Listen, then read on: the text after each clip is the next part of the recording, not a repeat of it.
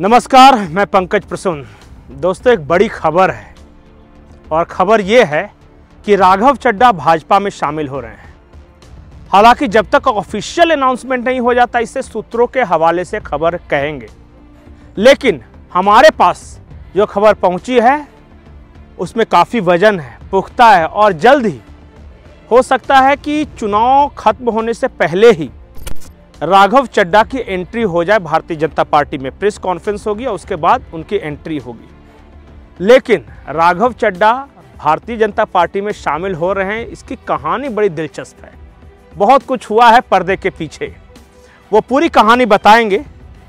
लेकिन उससे पहले एक छोटी सी खबर है जो कि बेहद महत्वपूर्ण है आप सबके लिए। सोशल मीडिया पर कुछ दिनों से एक फेक पोल वायरल हो रहा है और उस फेक पोल में यह क्लेम किया जा रहा है कि एनडीए को 243 सीट और इंडिया गठबंधन को 242 सीट, मतलब सिर्फ एक सीट का फासला दिखाया जा रहा है। और वो जो फेक पोल है वो एक्सिस माई इंडिया, बहुत रेप्यूटेड एजेंसी है, वो करवाती है पोल और इलेक्शन कमीशन के नॉर्म्स के अनुसार कराती है। लेकिन उनके नाम से एक फेक पोल वायरल किया जा रहा है, क्योंकि जो फेक पोल वायरल करने वाला ज़्यादातर इंडिया गठबंधन के लोग हैं। अब इस फेक पोल के खिलाफ एक्सिस माई इंडिया ने एक एफआईआर दर्ज कराई है और बहुत बड़ी मुसीबत में फंसने वाले हैं वो लोग जिन्होंने India today, TV today group के नाम से या एक्सिस माई इंडिया के नाम से इस तरह का फेक पोल ट्विटर पे, फेसबुक पे या किसी भी सोशल मीडिया साइट्स पे उन्होंने शेयर की है और एफआईआर लॉन्च हो चुकी है। प्रदीप गुप्ता हैं, उसके चेयरमैन हैं एक्सिस माई इंडिया के। उन्होंने बताया कि हमने इस तरह की कोई सर्वे नहीं किया है जिसमें इस तरह की डाटा बता रहे हैं कि 243, 242। हालांकि इसमें भी इंडिया गठबंधन को एक सीट कम ही दी गई है, लेकिन वो पूरी तरह फर्जी है। तो उन्होंने कहा कि हमने कोशिश की कि उन लोगों से संपर्क किया जाए, जैसे महुआ मोइत्रा का एक अकाउंट चलता है, महुआ मोइत्रा सटायर, उस पर यह किया गया था, उनसे संपर्क की कोशिश की। एक दो और हैं, लेकिन उन्होंने कहा कि फिर हमारे अपील का कोई असर नहीं हुआ, तब हमने एफआईआर दर्ज करा दी और जो स्ट्रिक्टेस्ट पनिशमेंट हो सकता है कानूनी रूप से वो देने की हमने मांग की है। तो अब भी अगर आपने इस फेक पोल को अपने सोशल मीडिया अकाउंट से शेयर किया है तो कृपया कर डिलीट कर दे, वो फेक है और आप गहरी मुसीबत में फंस सकते हैं।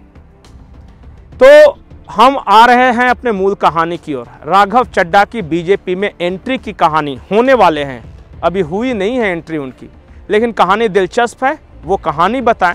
लेकिन उससे पहले आप हमारे चैनल को सब्सक्राइब कर लें, इस वीडियो को लाइक कर लें।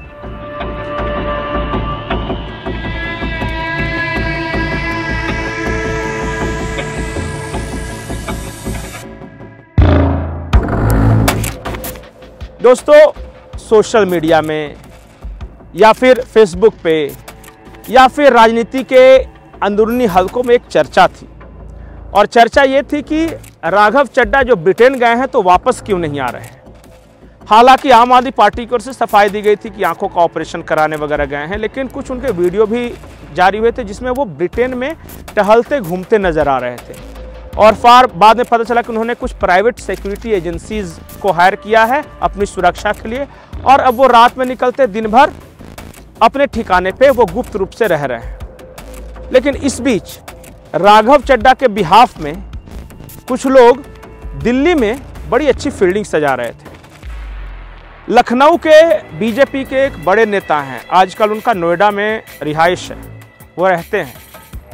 उन्होंने एक महत्वपूर्ण भूमिका निभाई, बड़े नेता जिनका नाम आप सबने सुन रखा है, उन तक खबर पहुंची कि भाई राघव चड्ढा शामिल होना चाहते थे। तो पहले दौर में तो अमित शाह ने मना कर दिया कि नहीं, अभी इस वक्त अगर राघव चड्ढा को हम भाजपा में लेंगे तो गलत मैसेज आएगा।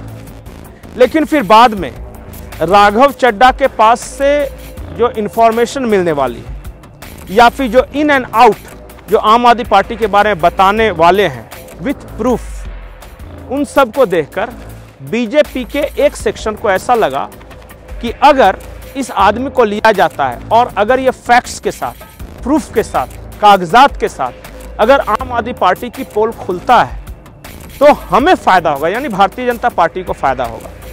हाल ही में 1-2 दिन पहले सुकेश चंद्रशेखर, जो कि महाठग के नाम से विख्यात है, उसने भी अमित शाह को एक चिट्ठी लिखी है और उस चिट्ठी में सुकेश चंद्रशेखर ने कुछ व्हाट्सएप चैट के स्क्रीनशॉट्स वगैरह भी भेजे हैं और उसने कहा कि कैसे उनकी बातचीत हुई पैसों को लेन देन के लेकर, और उसने एक मनी ट्रेल की बात करते हैं ना ये कि शराब घोटाले में कैसे हुआ, तो उसने बताया है व्हाट्सएप चैट के आधार पर कि पैसा दिल्ली नहीं आया, कि एक कविता जो है उसने सीधे पैसा, वो जो घोटाले का पैसा था, वो अपने यहाँ से गोवा भिजवाया था। तो सुकेश चंद्रशेखर ने कुछ इशारे किए हैं और राघव चड्ढा के पास बहुत सारे सबूत हैं और इन्हीं सब को देखते हुए ऐसी खबर आ रही है कि हो सकता है कि राघव चड्ढा की बीजेपी में एंट्री करवाई जा सके और उनके पास बहुत पुख्ता सबूत है। मतलब सबूत इतने ठोस हैं कि फिर अरविंद केजरीवाल या ये जो शराब घोटाले में जो लोग शामिल हैं उनका बचना मुश्किल हो जाएगा। मैं ये तो नहीं कर रहा हूँ कि वो नहीं बचेंगे, लेकिन बहुत मुश्किल हो जाएगा। ऐसे भी ईडी ने चार्जशीट वगैरह दाखिल कर दी है और बहुत कुछ अलग अलग तरह के घोटालों के बारे में बातचीत चल रही है।